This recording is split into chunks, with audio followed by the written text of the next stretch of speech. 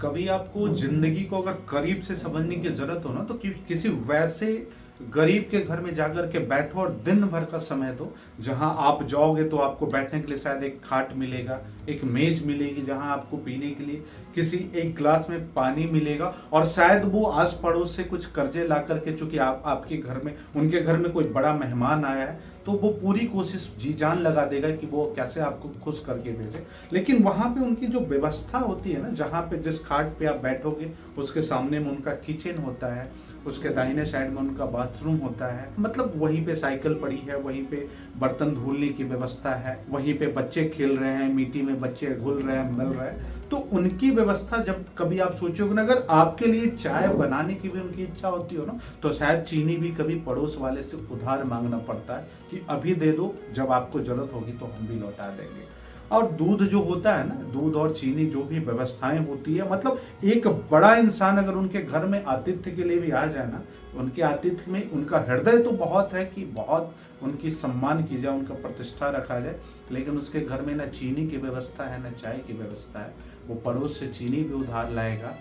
लेकिन वो तब भी इतना गर्व से अपना कितना खुशहाल अपने पूरे परिवार के साथ जीवन जीता है ना, कभी इस बात का तनाव उसे नहीं होता। कभी आपने ये नहीं सुना होगा कि किसी गरीब को कोई ऐसी बीमारी हो गई कि उसकी रातों की नींद चली गई, कभी नहीं होता ऐसा साहब, क्योंकि उसके दिमाग में कोई ऐसा तनाव है ही नहीं, कोई ऐसी समस्याएं है ही नहीं जिससे वो निपट नहीं सकता है, कोई बहुत बड़ा बनने का कोई वैसा जुगाड़ है ही नहीं उसके पास। वो तो बस अपना जीवन जीना चाहता है दैनिक व्यवस्थाओं के साथ, जो भी व्यवस्थाएं उसके पास है, चाहे कर्ज लेकर, मजदूरी कर कर, या अभाव में जीने की जो कला है उसके अंदर होती है। कोई तनाव नहीं होता साहब, मैं बता रहा हूं, अगर कभी अनुभव करना हो ना, जिंदगी को करीब से समझना हो ना, किसी गरीब के घर जाकर सुबह से शाम तक का वक्त बिताओ, तब आपको समझ आ जाएगा कि आपने जिंदगी जीना सीखा ही नहीं था साहब। आप जो कहते हो कि रातों की नींद चली गई है, 2 बजे के पहले नींद नहीं आती है, पूरी रात सो नहीं पाते हो, माइग्रेन हो गया, सर दर्द और कई बीमारियां,